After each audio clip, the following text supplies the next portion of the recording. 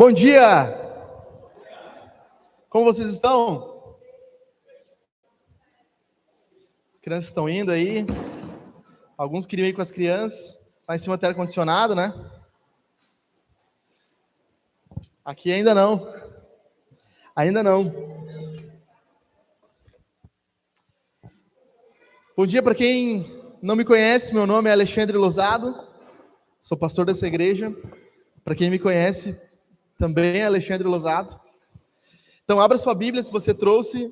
Abra ela no livro de João, capítulo 1. Evangelho de João, capítulo 1.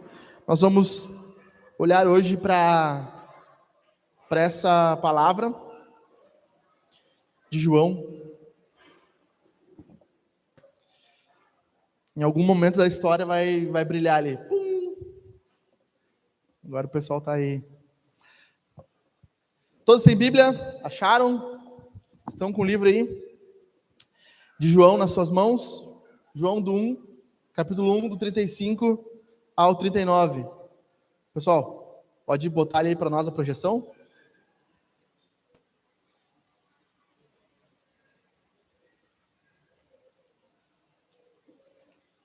Pode botar a projeção para nós ali? Aí, boa. Dá mais 2 toques para frente aí para mim. Não começou automaticamente. Livro de João, então. Evangelho de João, capítulo 1, 35 a 39. Nós vamos olhar rapidamente esse... Rapidamente eu não prometo, tá? Vamos tentar olhar de forma breve esse texto. E eu quero, nos próximos... Para quem estava domingo passado, nós falamos um pouco sobre investimento no reino de Deus, sobre dar tudo que temos, quem somos, para que possamos fazer parte do que Deus está fazendo, o movimento de Deus, no reino de Deus. E eu quero, nesses próximos domingos, falar um pouco sobre os pilares da Hangar. Quais são os 3 pilares aqui que vocês ouvem continuamente as pessoas falando, quem faz a conexão, que é como as pessoas se tornam membros, eles ouvem a gente dizendo: nós somos uma comunidade do reino, engajada na missão de Deus, através do discipulado. São 3 palavrinhas que nós costumamos a falar muito: comunidade, missão e discipulado. Nesses 3 próximos domingos, ou nos próximos domingos, eu quero falar um pouco sobre discipulado, missão e comunidade. E hoje eu quero falar primeiro sobre discipulado. Então, se você está nos visitando a primeira vez aqui na igreja, se você tem conhecido um pouco do Evangelho, talvez, algumas coisas que eu vou falar hoje vão te deixar um pouco chateado. Tu vai sair daqui pensando, cara, isso aqui é difícil de ouvir, difícil de entender, mas nós vamos lidar um pouco com o discipulado, e vamos falar sobre o que é discipulado, e vai exigir de nós que entendamos que discipulado, grave isso na sua mente, significa seguir Jesus pessoalmente, com toda a sua vontade e a qualquer custo. Discipulado significa seguir Jesus pessoalmente, com toda a sua vontade e a qualquer custo. Então, o que nós vamos ver aqui, nesse texto de João, principalmente, nós vamos ver que há 3 elementos básicos para o discipulado. 3 elementos básicos que nós vamos ver aqui. Primeiro, há uma atração, há um discurso que chama, que atrai, o discurso que atrai discípulos. Eu coloquei assim. A segunda, a motivação verdadeira dos discípulos, ou a verdadeira motivação dos discípulos. Primeira, atração. Segunda, ação. Terceira palavra que define discipulado, o estilo de vida dos discípulos, aprender, aprendiz. Então nós temos uma atração, uma ação e um aprendiz. Isso nós podemos resumir como discipulado. Portanto, se você tem sua Bíblia, leia comigo no texto, no Evangelho de João, não funcionou aqui. No Evangelho de João, capítulo 1, abra na sua Bíblia aí, para lermos juntos, vai dizer assim: no dia seguinte, João estava outra vez na companhia de 2 dos seus discípulos, e vendo Jesus passar, disse: eis o Cordeiro de Deus, eis o Cordeiro de Deus. Os 2 discípulos, ouvindo dizer isso, seguiram Jesus. E Jesus, voltando-se e vendo que o seguiam, disse-lhes: o que vocês estão procurando? Eles disseram: Senhor, Rabi, onde o Senhor mora? Rabi quer dizer mestre. Jesus respondeu: venham ver. E eles foram, viram onde Jesus estava morando e ficaram com ele aquele dia. Era mais ou menos 16h. O que nós vamos ver nesse texto? Nós vamos ver claramente um discurso que faz com que discípulos sigam Jesus. Depois, Jesus perguntando para esses discípulos: o que vocês buscam? O que vocês procuram? Qual é a motivação de vocês de estarem vindo atrás de mim? E terceira, o estilo de vida deles. Eles querem fazer algo com Jesus, viver de uma forma com Jesus. Então, vamos olhar brevemente isso aqui. Qual é o tipo de mensagem que encheria uma igreja? Qual é o tipo de mensagem que lotaria uma igreja? Geralmente, são mensagens motivacionais, é o que nós mais vemos no Instagram ultimamente. Começa assim: Spirit, você pode vencer. Sabe, ninguém te derrotou ainda. Você é imparável. Você tem que ter um mindset muito forte para que você avance.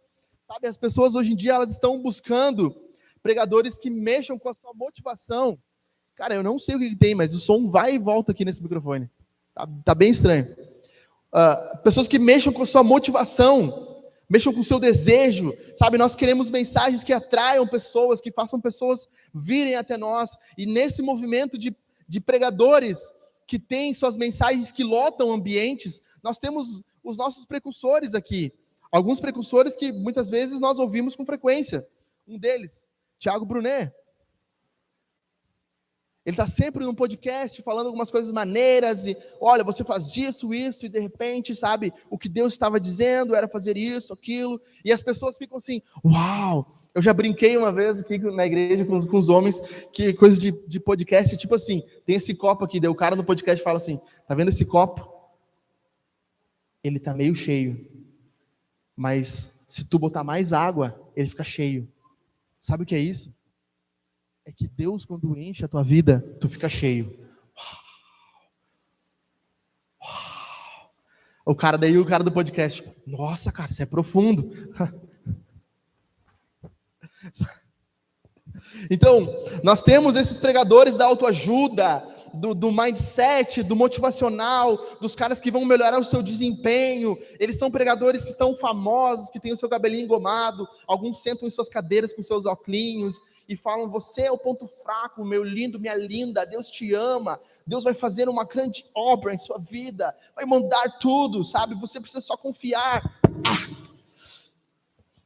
Esses caras, eles têm esse discurso bonito, que eu acho fera, eu acho legal. Eles são ótimos comunicadores, não é à toa que eles estão onde eles estão hoje. Mas tudo que eles falam são mensagens que não atraem discípulos, são mensagens que atraem pessoas procurando qualquer coisa, menos Jesus. Procurando uma paz mental, procurando uma vida melhor, procurando o melhor desempenho, mas não procurando Jesus. O que nós vemos? Eu não sei o que tem nesse microfone, cara. Vocês estão sentindo isso também?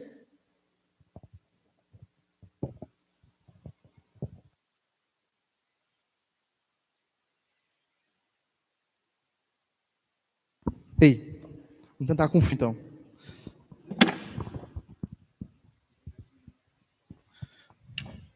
O que nós vemos é basicamente pregadores que não apontam para... hoje deu tudo errado aí.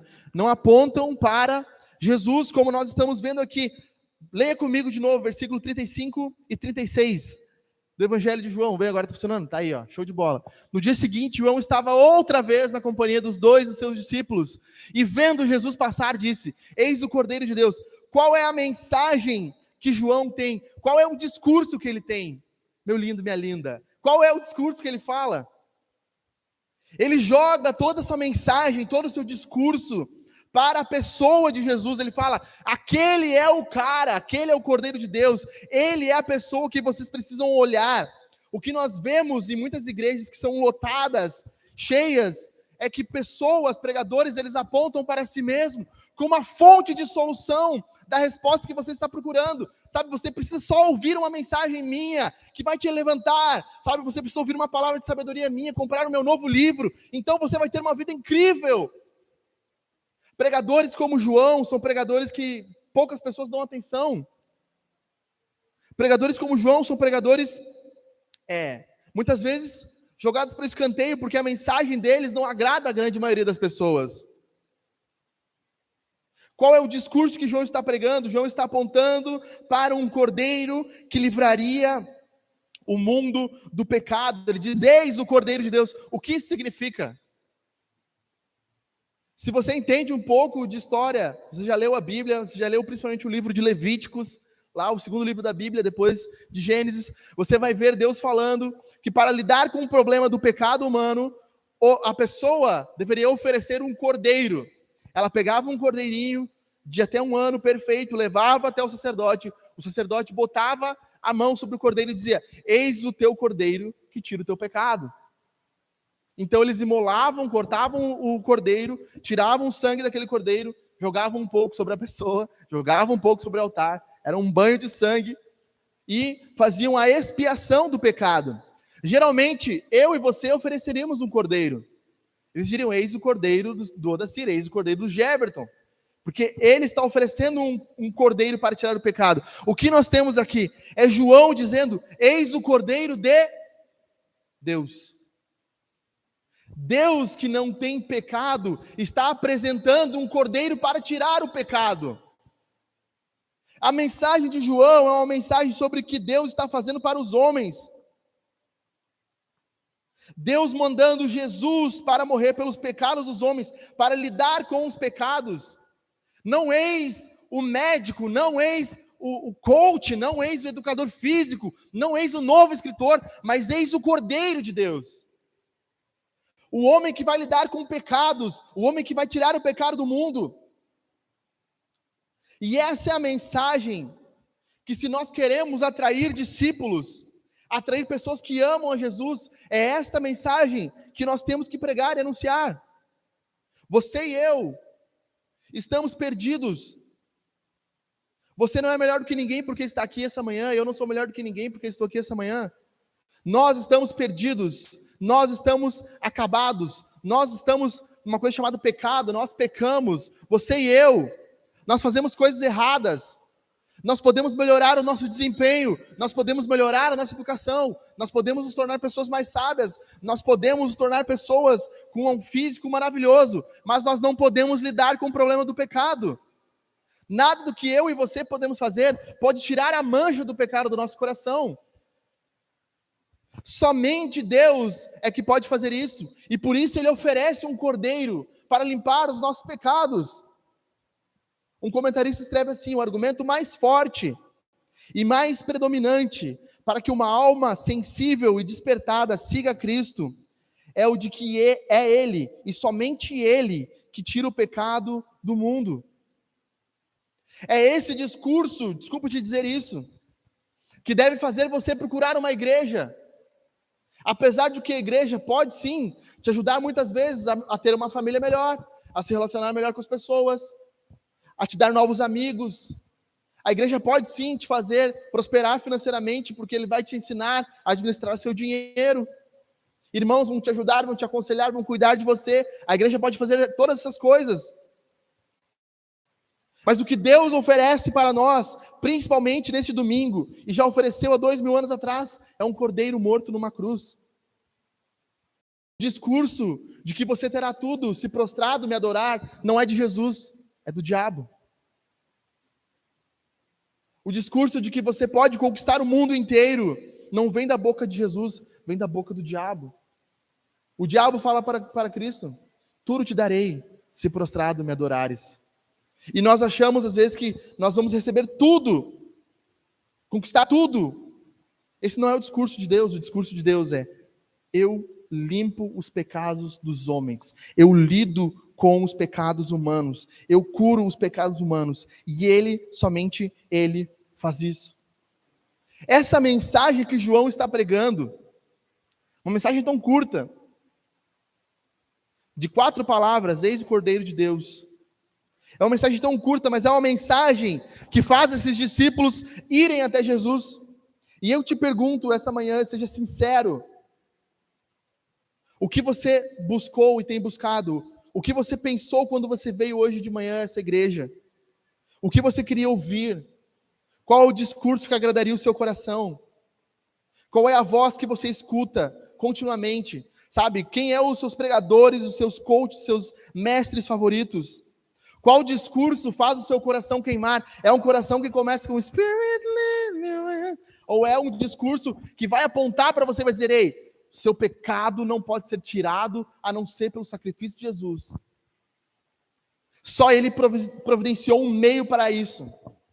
E por causa do que Ele fez, você derrama o seu coração em amor. Jesus falou uma coisa muito importante.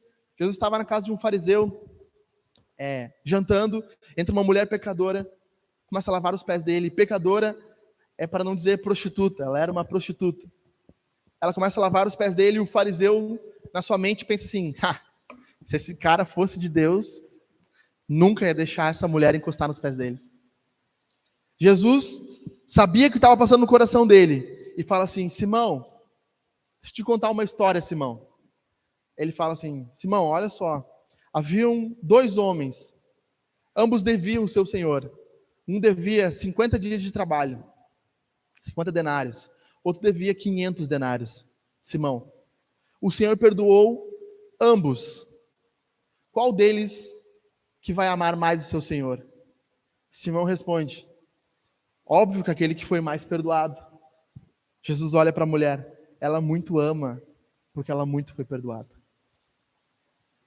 Talvez você não tenha amor por Jesus. Deixa eu ser sincero contigo. Talvez você não foi perdoado ainda. Talvez você não sentiu o peso dos seus pecados. Como canta aquele hino da harpa, né? Mas um dia senti meus pecados e vi sobre mim a espada da lei. Você já passou por isso? Um ponto que você olhou, Deus, eu sou tão sujo, eu sou tão errado, sabe? Eu tento fazer as coisas certas, não consigo. Senhor, eu preciso da tua graça, do teu perdão, e Deus derrama essa graça. Sabe, um coração que entende isso, para ele, nada é impossível. Como você reage a um sermão que está falando sobre a obra de Jesus? Que está falando sobre o que Jesus fez? Sabe, nós muitas vezes julgamos os nossos irmãos que estão lá, glória a Deus, aleluia, que bênção. E muitas vezes nós estamos ouvindo uma verdade profunda sobre perdão, estamos assim. Deixa eu te perguntar, isso não te toca? Isso não move o teu coração? Quando eu falo assim, Cristo perdoou os teus pecados, isso não mexe contigo? Isso não faz você pensar, meu Deus, Deus perdoou os meus pecados. Isso não faz o seu coração pulsar? Como você reage à mensagem de João e à mensagem que nós estamos ouvindo aqui? Com apatia ou com interesse? Esse discurso é o discurso que atrai discípulos, como nós vimos. Em segundo lugar, a verdadeira motivação dos discípulos é a ação. Perceba o texto vai dizer, os 2 discípulos ouvindo dizer isso, seguiram Jesus. Cara, eles não precisaram de nada mais. Eles não precisaram de alguém chamando eles, afagando eles assim, meu, por favor, sabe, vem, vamos ali. Eles não precisaram de alguém dizendo, cara, tu pode prosperar financeiramente, se tu for fiel nos dízimos e nas ofertas. Eles não precisaram de ninguém dizendo assim, meu, tem um mega templo com ar-condicionado, sabe? Eles precisaram de uma coisa. Eles precisaram só ouvir sobre o Cordeiro de Deus. E seguem Jesus. O que os verdadeiros discípulos fazem diante da mensagem do Evangelho? Lê comigo ali. Os 2 discípulos ouvindo dizer isso, vamos lá, seguiram. Eles tomam uma ação, sabe? Eu estou ouvindo a mensagem do Evangelho, estou ouvindo que Deus perdoa os pecados. Eu não posso ficar estagnado diante disso, eu preciso seguir esse cara. E aí nós nos perguntamos, o que será que esses caras estavam fazendo? O que eles tinham para fazer? O que eles faziam, o que eles trabalhavam? Eu não sei. Eu sei que imediatamente quando eles ouvem isso, eles saem. Sabe, tudo para eles se torna irrelevante, secundário. Tudo para eles se torna algo trivial. Não importa mais nada o que está sendo falado ou dito em qualquer outro lugar, o que tem que ser feito. O que importa é que eu tenho que seguir esse cara. Está ali o que vai perdoar os meus pecados. Eu preciso ir atrás dele. Nós estamos acostumados com seguir do Instagram, então nós damos um follow e começamos a olhar os stories, seguir as pessoas. Mas seguir nos tempos bíblicos significava caminhar atrás de alguém continuamente. Um discípulo era conhecido pelas suas roupas cheias de barro, porque ele estava sempre atrás dos pés do seu mestre. E o mestre caminhando levantava a terra, e a roupa do discípulo era puro barro, porque ele estava sempre atrás dos seus mestres, ouvindo o que ele estava dizendo. Esses caras estão seguindo Jesus, mas nós limitamos o que significa seguir Jesus. Nós colocamos seguir Jesus com 4 limitações, perceba isso. Nós colocamos o discipulado, seguir a Jesus, como ir à igreja aos domingos. Seguir a Jesus não é só ir à igreja aos domingos. Faz parte do que é ser um discípulo. Mas se o evangelho e se a mensagem de perdão não poder impactar a tua segunda-feira, não tem sentido o teu domingo. Se você vier aqui na igreja, levantar as mãos, cantarmos juntos, você orar, falar em línguas, você rodopiar, bater palma, fizer o que for, e na segunda-feira você abrir o seu celular e sentar no banheiro escondido e ficar olhando pornografia, enquanto você também, no seu trabalho, fica cantando a sua colega de trabalho, não adianta nada. Ah, mas eu vou todo domingo ao culto. Beleza, muito bom, parabéns. Mas é a tua semana? E o que tu faz durante a semana? Como tu ama a tua esposa? Como tu cuida dos teus filhos? Como tu vive em casa? Como tu administra o teu tempo? Seguir a Jesus não é só estar numa igreja nos domingos. Seguir a Jesus também não é só dizer crente ou evangélico. Podia botar aqui o misericórdia. Os caras gostam. Misericórdia. Eu lembro quando eu trabalhava à noite num restaurante aqui de Lajeado. E a dona do restaurante uma vez falou para mim assim: eu percebo que tu é crente, né? Ela falou assim. Aí, pro susto dela, assim, eu falei assim: não sou crente. Daí ela assim: mas como assim? Assim, eu sou discípulo de Jesus. Que crente é uma coisa muito banal. Eu sou crente. Eu sou evangélico. Hoje tem atriz pornô evangélica, né? Tem ladrão evangélico. Tem até pastor que rouba evangélico. O que significa ser crente ou evangélico? Nada.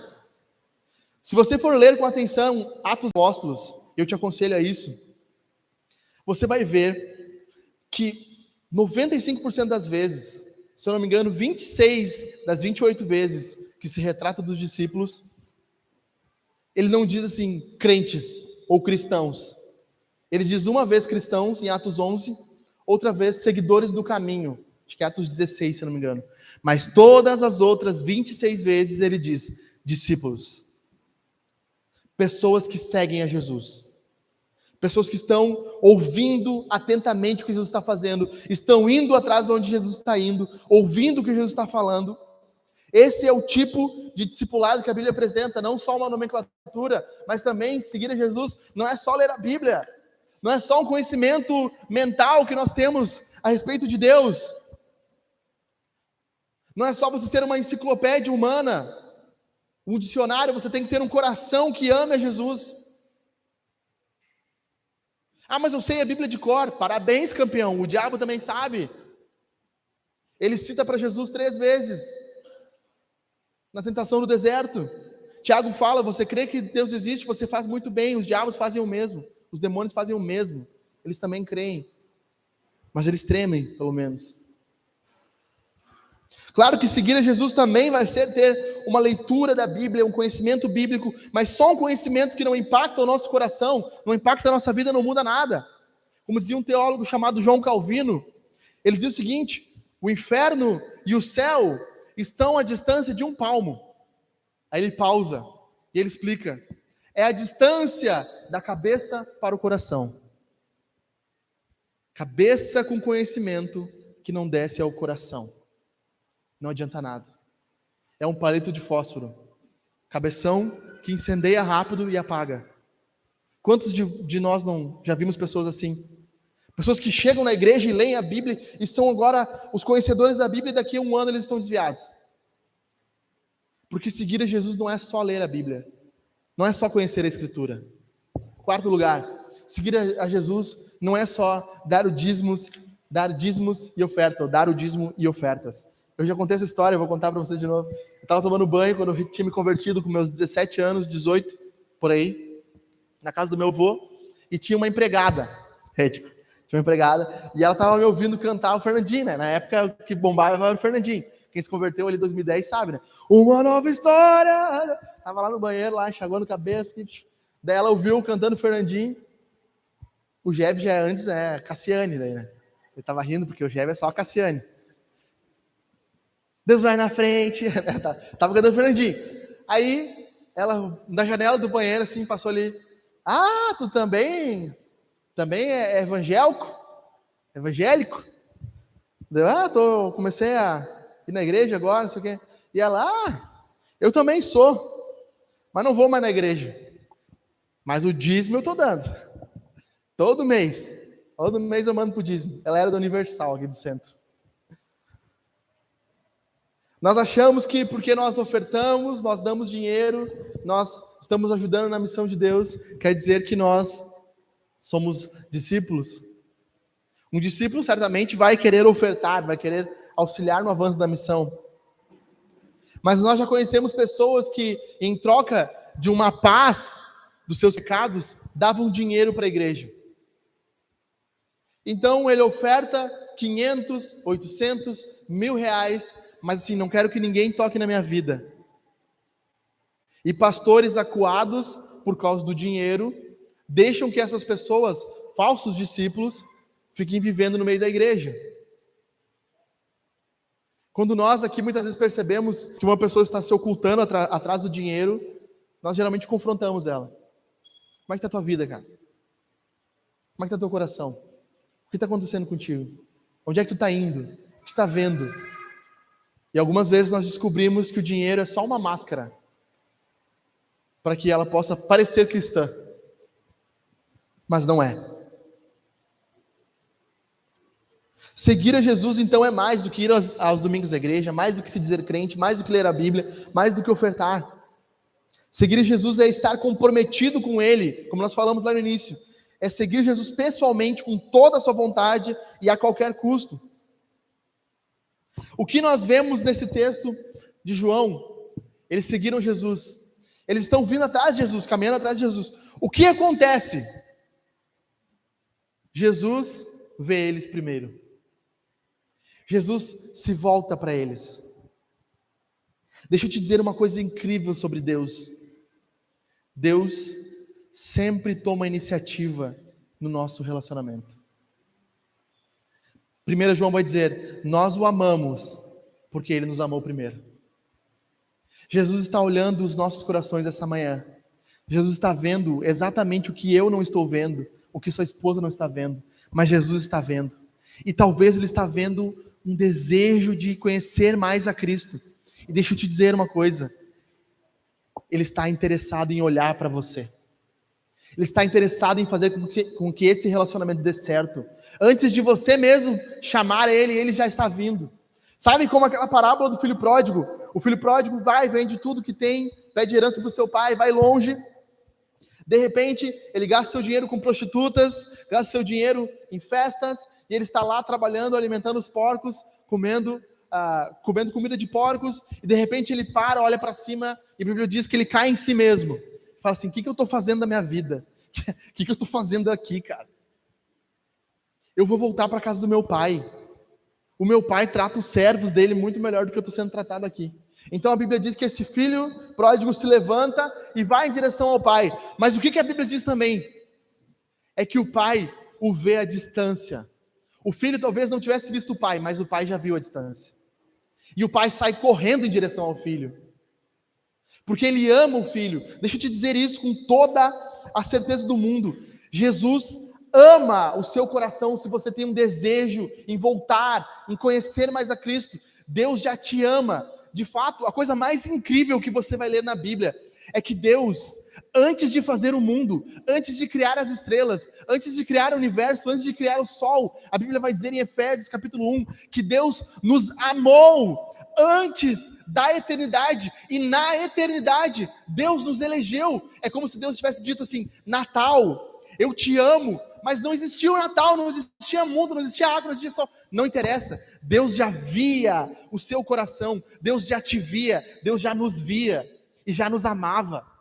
A Bíblia vai dizer que antes da fundação do mundo, na eternidade, Deus já chamou os nossos nomes.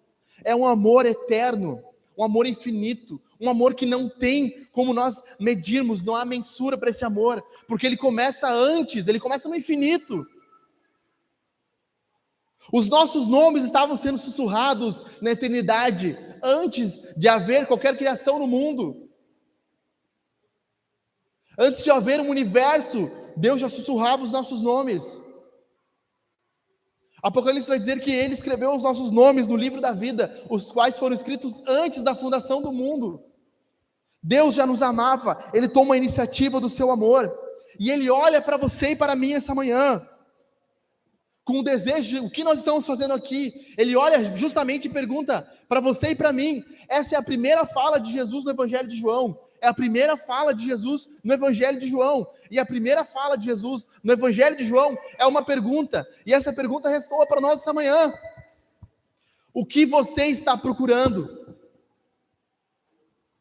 O que você está buscando? Pelo que você tem vivido os seus dias? O que você está interessado? Jesus está preocupado com isso. O que nós estamos procurando? Estamos procurando felicidade, um casamento melhor, uma vida equilibrada, uma espiritualidade saudável. O que nós estamos procurando? O que você está procurando essa manhã? O que você está procurando? Responda para si mesmo. O que você veio fazer aqui hoje de manhã? O que fez você acordar, estar num culto às 10 horas da manhã? Ouvir uma mensagem? A verdade é que nós estamos procurando inúmeras coisas, mas dificilmente estamos procurando o que Deus está querendo oferecer. C.S. Lewis, o autor de Crônicas de Nárnia, escreve assim: se você está à procura de uma religião que o deixe confortável, definitivamente eu não lhe aconselharia o cristianismo. Você está buscando felicidade? Olha, Jesus promete que ele pode oferecer uma vida plena, mas ele também disse: no mundo vocês terão aflições. Pastor, eu quero ser feliz. Você pode ser feliz, mas saiba, Jesus deixou claro: no mundo terão aflições. Sabe, o que nós estamos procurando? No cristianismo nós não temos um Deus que disfarça os nossos pecados, que joga para debaixo do tapete os nossos erros. Nós temos um Deus que toca nas nossas feridas e lida com os nossos pecados. Ele aponta o que nós estamos fazendo de errado. Ele abre a ferida para que ele possa curá-la. Ele diz assim: o que tem de errado com você é isso. Você precisa abandonar isso, você precisa mudar isso. Sabe, se nós precisássemos de um coach, Deus mandaria um coach, Jesus Brunet. Se nós precisássemos de um fisiculturista, Deus teria mandado um Paulo Musi, um Cariani. Mas nós precisávamos de um Deus que lidasse com o pecado. E o que ele faz? Ele manda um cordeiro para lidar com o pecado. Entenda!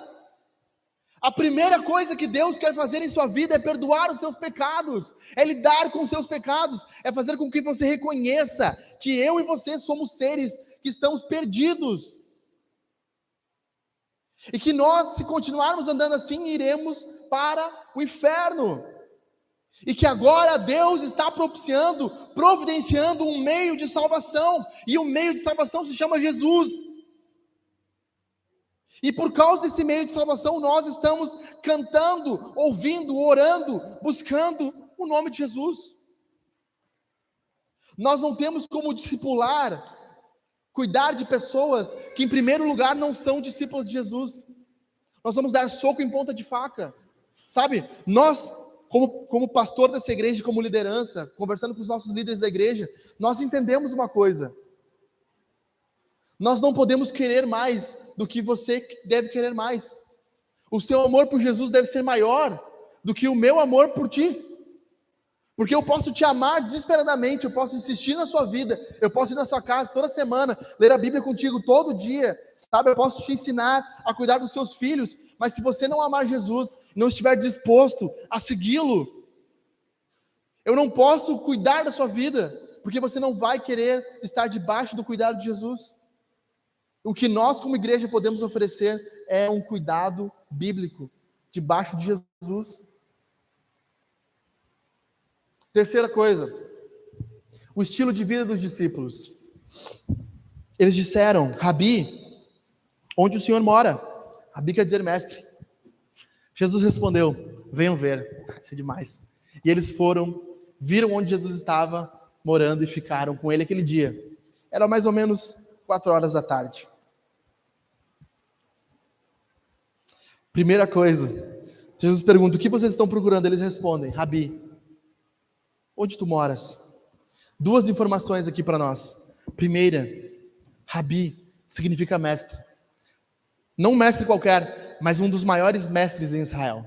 Era o maior título de respeito. Sabe o que eles estão dizendo? Senhor, quem ensina aqui é tu. Eu estou para aprender. Eu sou aprendiz. Sabe? Senhor, eu preciso aprender e não preciso falar. Eu preciso sentar e ouvir o que tu quer dizer. Quantos de nós chegam na igreja e dizem assim: não, mas isso aqui ninguém vai falar para mim. Para mim, não, levo o desaforo para casa. Isso aqui não vou falar. Não, ninguém pode se meter na minha vida. Cara, desculpa te dizer isso, mas tu não é um discípulo. Um discípulo vai dizer: Senhor, ensina. Tu é o Rabi. Senhor, me fala, eu quero aprender mais. Sabe, eu quero aprender como amar minha esposa, eu quero aprender como cuidar dos meus filhos, eu quero aprender como ser um discípulo. É uma posição de humildade. Um discípulo é alguém humilde, ele é um aprendiz, ele não é um mestre. Primeira coisa que nós vemos aqui, um desejo por aprender, por sentar e ouvir. Eu quero ouvir. Eu quero simplesmente, Senhor, eu quero só aprender. Sabe, eu preciso aprender. Porque muitos de nós chegamos na igreja e achamos assim: não, estou vindo no culto, estou dando meu dinheirinho, sabe, estou em bem com Deus, mas Deus não pode ensinar nada para a sua vida, porque você não quer aprender, você não tem uma atitude humilde, você não reconhece Deus como um grande mestre, você reconhece Deus como um caixa bancário. Tu deposita a grana e tu tira a grana, tu deposita algo em Deus e Ele te devolve, é sempre uma troca, e não um relacionamento de ensino. Primeira dessas coisas, eles chamam Jesus de mestre, discípulos são aprendizes, eles querem aprender. Segunda coisa, a preocupação deles. Qual é a preocupação deles? Não é assim: Senhor, quais são os 5 passos para a felicidade? Quais são as 4 mindsets que nós podemos mudar para absorver mais luz solar e energia? Quais são as vibrações que devemos emitir para o universo? Quais são os incensos que nós temos que acender aqui? A preocupação deles é: onde é que tu mora? Eu quero viver contigo. Sabe? Jesus, eu quero olhar tu comendo. Eu quero olhar tu, sabe, trabalhando. Eu quero olhar tu caminhando. Eu quero aprender contigo a todos os momentos. Eu não quero só, sabe, 2 horas um domingo ouvir sobre ti. Eu quero viver contigo. Eu quero estar contigo, Senhor. Sabe? Nessa época os discípulos poderiam ir até a casa de Jesus, mas hoje, nossos dias, nós podemos dizer: Jesus, mora comigo. Vive na minha casa. Eu quero aprender de ti, Senhor. Eu quero aprender como se cumprimenta as pessoas, como se lava a mão, como se caminha. Eu quero aprender como eu amo meus irmãos. Eu quero aprender como eu posso amar a Deus. Mas eu não quero só 2 horas um domingo, eu não quero só 15 minutos um devocional. Hoje tem devocionais de 3 minutos com Spurgeon. Eu não quero só 3 minutos um devocional. Sabe, eu quero a vida inteira. Eu quero morar contigo. Eu quero aprender de ti. O discípulo tem um desejo marcado por aprender com seu mestre. Ele não quer o ensino do mestre. Ele não quer assim o conteúdo. Ele quer o mestre. Senhor, onde é que tu mora? Eu não quero só o teu conteúdo, eu quero quem tu é, eu quero tudo que tu pode me oferecer. Eu quero a tua pessoa, Jesus. Eu quero experimentar um relacionamento profundo contigo. O nosso grande problema, e o problema do cristianismo moderno, é que as pessoas querem bater o ponto e ir embora. O que importa é a minha paz de consciência, é eu ter tido um tempo de culto e beleza, está pronto, agora eu sou um cristão. Não, o que Jesus oferece aos seus discípulos é tudo ou nada, é morar, viver com Ele. O cristianismo é muito mais do que uma espiritualidade, muito mais do que, eu sei que está na moda isso agora, os artistas estão falando, os blogueiros estão falando, você tem que ter uma espiritualidade. Jesus é muito mais do que uma espiritualidade. Jesus é um lifestyle, é um estilo de vida, é um caminhar, é um andar. Um mais ou menos não serve. E a minha pergunta para você e para mim essa manhã é: quem é você diante de Jesus? Você é um discípulo ou você é um mestre? Você senta todo arrogante e diz: isso aqui eu não preciso aprender, porque isso aqui eu posso olhar no YouTube, isso aqui eu já sei. Ou você senta com posição de humildade assim: Deus, deixa esse alemãozinho falar na minha vida um pouco. Deixa ele me ensinar um pouco aqui sobre Jesus. Deixa o meu irmão falar um pouco para mim. Deixa a minha esposa me corrigir do meu erro. Quem você é? Um orgulhoso que diz eu sei tudo, ou um humilde que diz, Senhor, eu preciso aprender? Você vive a sua vida como se você fosse o grande mestre, ou você está seguindo o grande mestre? Quanto tempo você está disposto a passar diante de Jesus? A sentar aos seus pés, sabe, com comunhão com Deus mesmo. E agora eu falo diretamente com oração. Quantos de nós, não precisa levantar as mãos, passaram 15 minutos em oração essa semana? A semana inteira, soma todos os períodos de oração. Quantos de nós passaram 1 hora lendo a Bíblia, meditando, quieto, dizendo assim, Senhor, eu quero experimentar a tua presença. Eu preciso que tu me ensine. Mas eu não tenho tempo para fazer isso, porque é muito... Sabe, nós vivemos vidas corridas. Eu não sei se teve alguém mais corrido do que Jesus, porque a Bíblia diz que ele acordava antes do nascer do sol para curar e dormia já era tarde da noite. E mesmo assim, a Bíblia diz que antes de amanhecer, Jesus já estava distante, orando. Essa manhã Deus está nos chamando a não só conhecer algo sobre Jesus, mas conhecer o Jesus, a experimentá-lo, a vivê-lo. Nós não estamos falando de um Deus que é uma estátua ou um mito. Desculpe, se você acredita que Deus não pode se relacionar, você está completamente errado. Deus é real, a sua presença é verdadeira. Ele pode se relacionar com os homens, Ele pode falar ao seu coração, Ele pode fazer você sentir a sua presença. E essa manhã Deus está te oferecendo isso. Deus está olhando para ti, onde mora. E essa é a resposta de Jesus.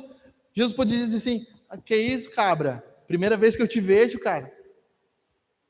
Calma, antes de tu ir lá em casa, faz o seguinte, vai lá na escola, na sinagoga, eu vou estar ensinando no sábado.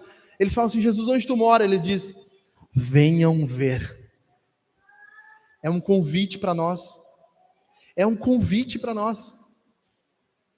Você crê que Deus é real e pode se manifestar? Jesus está dizendo, venha ver. Venha experimentar. Venha sentir isso.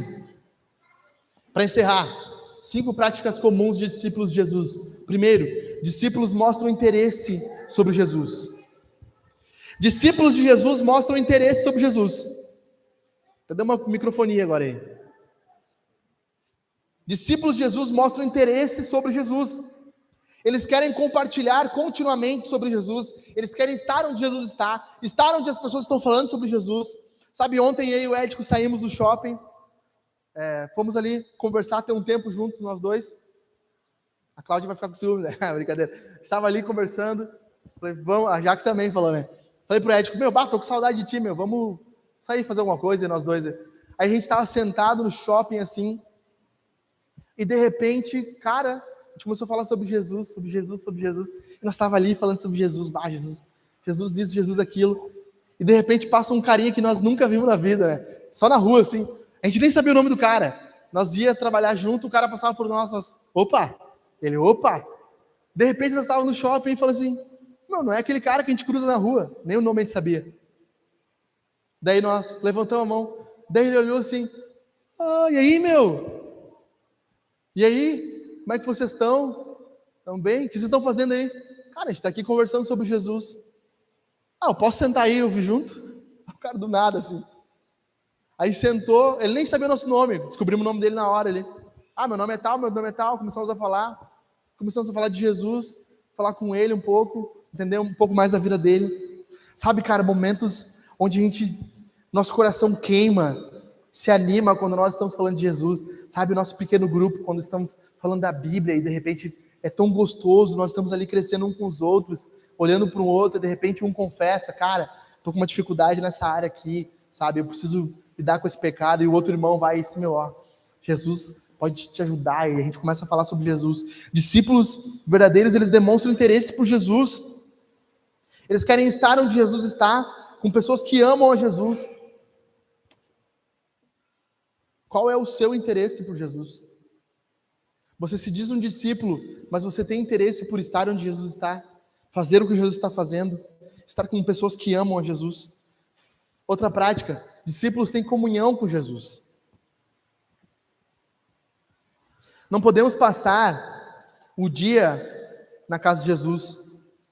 Nós não temos mais essa oportunidade de estar onde Jesus estava morando. Mas como eu falei, nós temos a oportunidade de orar, de ter um momento, uma meditação com Deus. Sabe, eu sei que quando a gente fala meditar, você pensa, não é isso. Meditar é você parar em silêncio, uma solitude, você parar com um texto, de repente começar a pensar e começar a orar. Sabe, eu sei que para algumas pessoas é difícil orar, mas eu vou te ensinar como é que se ora. Basicamente você faz o seguinte, você tira um tempo do seu dia, onde você vai ficar sozinho, com mais ninguém. E aí você vai fechar os seus olhos e você vai orar. É simples. Dessa forma. Sabe, acorde um pouco antes, durma um pouco depois. De repente toda a sua família foi dormir e você diz, amor, eu já vou dormir. Agora eu vou tirar um tempo de oração. Vou tirar um tempo de meditação aqui. Eu preciso ficar um tempo sozinho com o meu Deus. Alguns de nós dizem, mas eu não tenho tempo para isso. Deixa eu te contar uma história. Uma história curtinha sobre isso. Eu fui instalar uma impressora na sede da polícia, aqui na Brigada Militar. E aí eu estava instalando na impressora de uma sala, tinha uma mulher ali, uma policial administrativa, instalei algumas coisas ali, fui instalar uma outra impressora em outro lugar. E tinha esquecido o meu medidor de rede lá, na sala.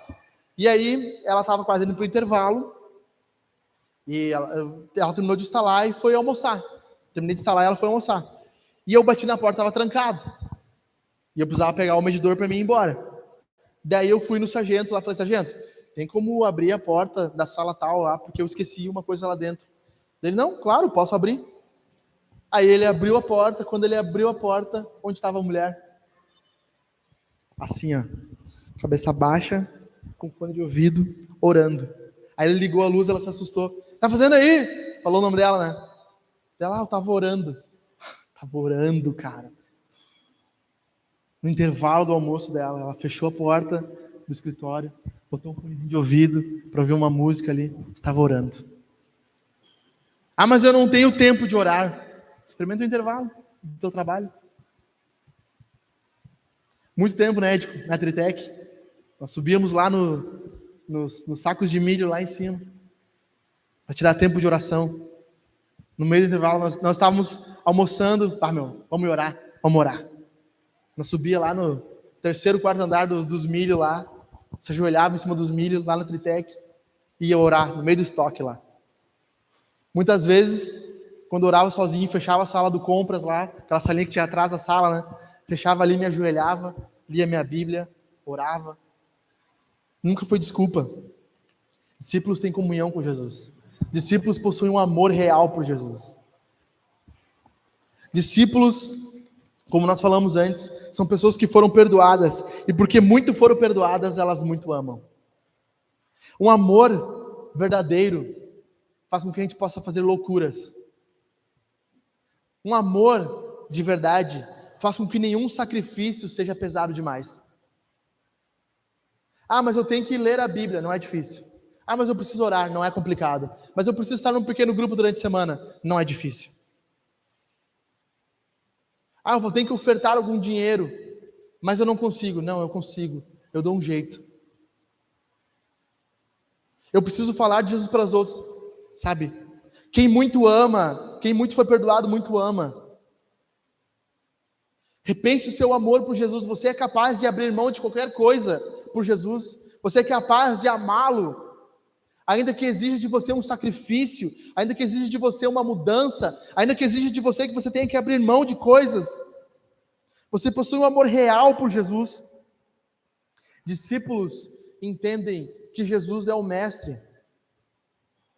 Jesus é o Rabi, Ele é o nosso mestre. É Ele quem pode nos ensinar. É Ele quem tem coisas para nos ensinar, e não nós que temos para ensinar a Ele. É nós que temos que chegar em humildade diante da Bíblia, porque hoje nós não temos as palavras de Jesus de forma audível, mas graças a Deus, pessoas escreveram o que Jesus ensinou e colocaram nesse livrinho preto, muito negligenciado, chamado Bíblia Sagrada. A minha está escrito Bíblia Sagrada, que é raiz, Bíblia Sagrada. Algumas hoje tem um leão na frente, não consigo entender. É bonitinho, mas tudo bem. Então, Bíblia Sagrada, está escrito aqui, ó. O livro preto. E esses homens escreveram o que Jesus ensinou. E se nós queremos aprender sobre Jesus, responde para mim, alto e bom tom, aonde nós vamos aprender sobre Jesus? Na Bíblia. E a tua Bíblia só sai no domingo para passear? Só vem aos cultos? Ou ela te vê durante a semana? Ela vê o teu rosto de manhã, ela vê o teu rosto durante o dia. Você está disposto a aprender na Bíblia como ser um discípulo de Jesus? Como se comporta um discípulo de Jesus? Como vive um discípulo de Jesus? Quinto e último, eu estou encerrando aqui. Discípulos não negam o convite de Jesus. Jesus está nos chamando hoje, não a vir na igreja Hangar, não a ouvir uma mensagem do Alexandre, ou de qualquer outro que pregar aqui. Jesus está nos chamando hoje para sermos discípulos. Você aceita? Você quer se comprometer a amá-lo, a conhecê-lo?